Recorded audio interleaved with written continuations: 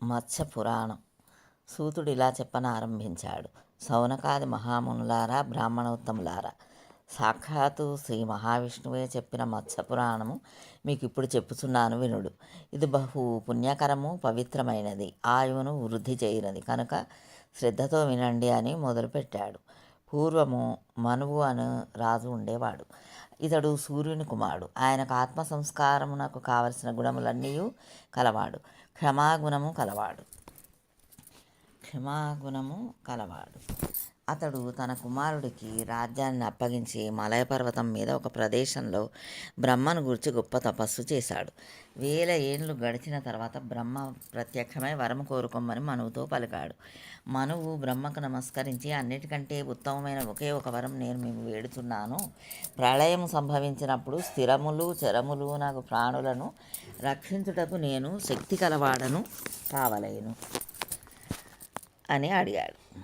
విశ్వమునకు ఆత్మరూపుడకు బ్రహ్మ అట్లే కానిమ్మని పలికి అక్కడే అంతర్ధానమయ్యాడు. దేవతలు పూలవాన కురిపించారు. ఒకానొక రోజు మనువు తన ఆశ్రమంలో పితృతర్పణం చేస్తుండగా ఒక ఆడచేప నీళ్లతో పాటు అతని 2 చేతుల్లో పడింది. ఆ రాజుకు ఆ చేప రూపం చూసి దయ కలిగి దానిని రక్షించాలని తన కమండంలోని జలములలో వేశాడు. ఆ మత్స్యము ఒక రాత్రిలో 12 అంగుళముల పొడవు పెరిగి తల పైకెత్తి మనువును చూసి రక్షించుము అని పలికింది. మనువు ఆ చేపను బయటకు తీసి వెడల్పైన మూతి గల మట్టి పాత్రలో వేశాడు. అక్కడ అది ఒక రాత్రిలో 3 మూరలంతగా పెరిగింది. మరలా ఆ చేప సహస్ర కిరణాత్మజుడగు మనువుతో ఆర్తనాదంతో, నేను నిన్ను శరణు పొంది తిని రక్షించు అంది. ఆ రవినందనుడు దాన్ని బావిలో పడేశాడు. మన్నాడు అది అక్కడ 2 యోజనములంత 1600 మూరలు పెద్దదయ్యింది. మరలా అతి దీనంగా రక్షించు అని ఆ రాజుతో పలికింది. అతడు దానిని బావి నుండి తీసి గంగానదిలో వేయగా అది అచ్చటను అట్లే ఆ నది నిండుగా సరిపోవునంతగా పెరిగింది. అప్పుడు ఆ రాజు దానిని సముద్రంలో పడేశాడు.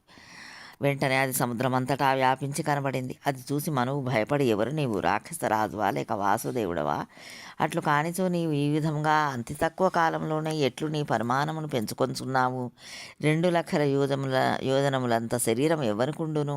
కేశవ, నీవు మత్స్యరూపుడవై నన్ను శ్రమ పెట్టుచున్నావు.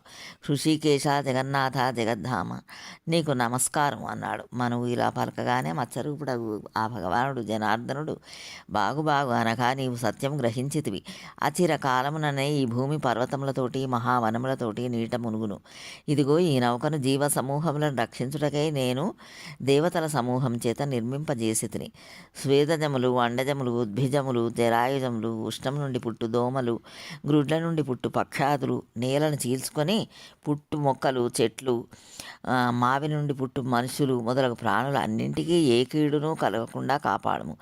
ఈ ప్రళయకాలం ముగిసిన తర్వాత స్థిర చర రూపమైన ఈ జగత్తున కంతటికీ నీవు ప్రజాపతివై కృతాయుగ ఆరంభమున సర్వజ్ఞుడు భగవానుడు ఋషి మన్వంతరమునకు అధిపతి అయ్యి నీవు దేవతల చేతను పూజింపబడదవు అన్నాడు. భగవాన్, ఎన్ని సంవత్సరముల తర్వాత ప్రళయం సంభవించును? నేను ఆ ప్రాణులను ఎటులా రక్షింపగలను? తిరిగి నేను ఏ విధంగా నిన్ను కలియగలను అని మనువు భగవానుని ప్రశ్నించాను. ఇప్పటి నుండి 100 సంవత్సరాల వరకు కరువు ఏర్పడుతుంది. సూర్యుని కిరణాలు నిప్పులు ప్రసరిస్తాయి. బడబాగ్ని విజృంభిస్తుంది. మేఘాలు వర్షపు నీటితో భూమిని ముంచివేస్తాయి. ఆ సమయంలో నీవు ఈ నావను తీసుకుని నా మత్స్యరూపుడవైన నా కొమ్ముకు కట్టినట్లయితే నా ప్రభావం వలన ఈ నావలో ఉండే మునులు, మహర్షులు, సాధుజనులు తదితర ప్రాణికోటి అంశములతో పాటు నీవు కూడా జీవించి ఉంటావని చెప్పి భగవానుడు అంతర్ధానమయ్యాడు. ఆ విధంగా కృతయుగ ప్రారంభానికి ముందు జరిగే జల ప్రళయం నుండి మనువును, సప్తఋషులను పునఃసృష్టికి కావలసిన అన్నింటినీ మత్స్యరూపంలో భగవానుడు కాపాడాడు. జై శ్రీమన్నారాయణ.